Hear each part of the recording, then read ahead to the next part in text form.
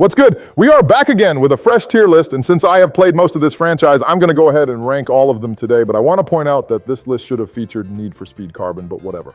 First one is going to the poor tier, and reason for that is that the driving model is fun, but other than that, this game is all around trash. You see, graphics are very generic, storyline was generated by a computer in 2 seconds, most missions are very boring, and I won't even get into how the whole game is based on a gambling system. Now hold up there for a second, Barry. I didn't play this game, but now that you mention it's gambling game, I think I'm going to give it a go. Does it also feature a drinking option? If I can get drunk, drive, and gamble at the same time at this game, then it would be contender for the best game of all time. No, Joe, it does not. But instead of playing Payback, I'd recommend you Hot Pursuit 2. This game looked beautiful at the time, locations were very diverse, and you can see the effort developers put into making them. You can, of course, also play as a cop. That's basically the selling point of this game, but I had a great time playing it. I would put it in the very good tier. What? You sucked off this game. You even did the signature Barry technique where you tapped the nuts at the time of climax and didn't put it in the best tier. Okay, that's some seriously gross way to say that I praise the game, but everyone who played this game knows that it's a great game, but it's missing something to merit top tier. And now we have clone games like Rivals.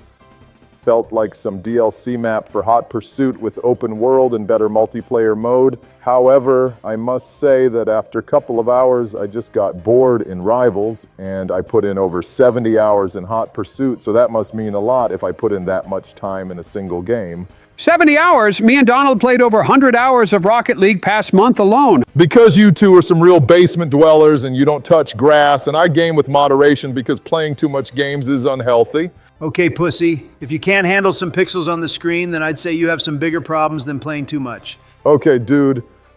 Rivals is average and Hot Pursuit is going to the top tier. Now, I know people were gonna say that it should go lower, but I quite frankly don't care.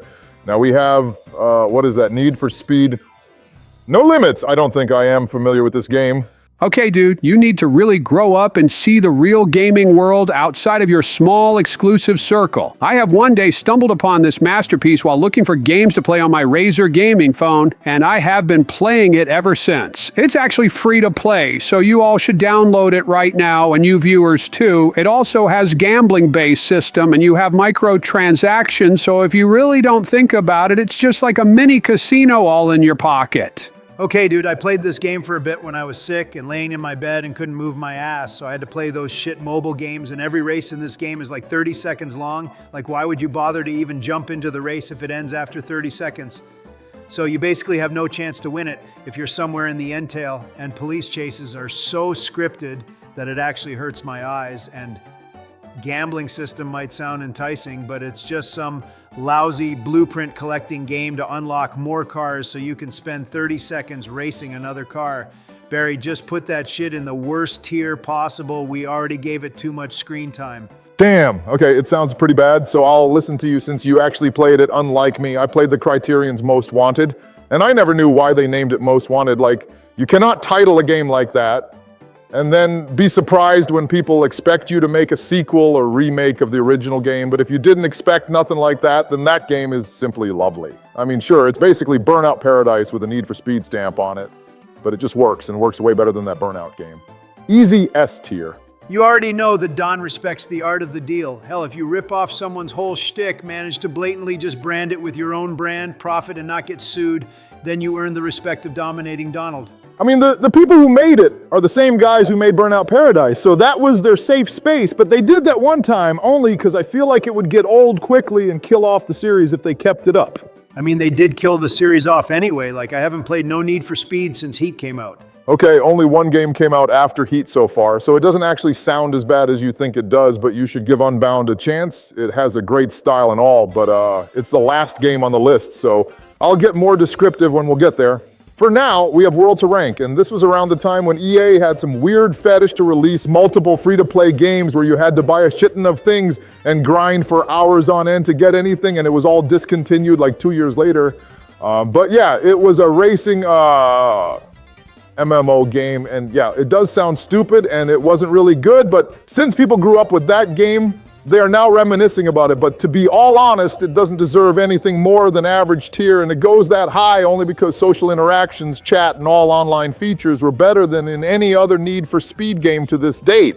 Okay, but oh man, now this is the big hitter. We quite literally have the main game right now. It's called freaking Need for Speed. If anything, that only makes me like the game less. If developers are so fucking lazy to not bother even thinking of a fitting title so they get rid of it all, then they should not release a game this year and just have a longer break between games. You're so real on this, Trump. I would prefer a 5-year break for a good-ass game instead of getting half-finished product every 2 years or just the same slop with a different map. But title aside, this game actually plays really well. It looks really great for a 2016 game, has fun driving physics, and everything works perfectly. And the story is not as bad as I originally thought it would be. It's clearly an attempt to return to the Underground era since it doesn't feature daytime at all. Is always at least a bit rainy, and you have fine open world where you have hills to drift on, slums to drive in, and LA downtown in distance looks pretty cool. I'm honestly gonna put it in the very good tier. This game is in LA? Yeah, okay, miss me with that. I ain't gonna play this bullshit anymore. Oh, and put the next game in the Instant S tier. We don't really need explaining, so keep the yapping to the minimum, Obama. There's a lot I could say about why I'm putting Most Wanted in S tier, but since this is the best-selling Need for Speed game of all time, I'm actually gonna do what Donnie said and don't say anything more. And how do you guys feel about Pro Street? I didn't really play much of it because it was around the time when I was campaigning and really focusing on it. Oh man, I used to play this on my PSP all the time. It was like Forza Horizon before Forza Horizon with the entire festival vibe. Okay, so where would you place it? I don't know, maybe in poor for Pro Street? Damn it, Joe. Due to me not playing the game, I'll place it where Joe says, even though he said he liked the game. And next two are instant God tier. Both these games had amazing soundtracks and had the best car customization out of all the racing games, and gameplay was just perfect. 10 out of 10 titles. You really seem like you're riding on that underground dick, don't you? Now put Heat in the best tier.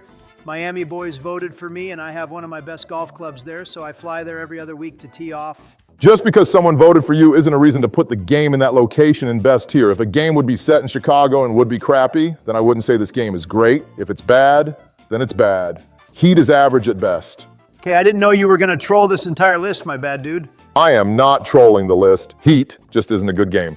And as for Hot Pursuit Remastered, it gets the worst tier. Hot Pursuit is great, but what remaster worsens the graphics? I swear, I even watched the comparison on YouTube, and you can clearly see the things that are worse in fidelity, like road textures. Only thing they actually upgraded are some random background things like trees now have more details, and for those couple assets, they charged you $40 at launch. Only thing slightly good about it is that they gave it out for free in Amazon Prime, so people who didn't have a PS3 laying in the attic had the way to play it now.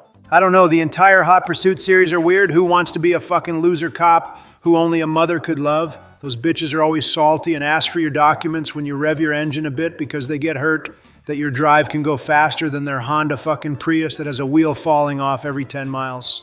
Hey man, Honda Prius hate will not be tolerated in this channel.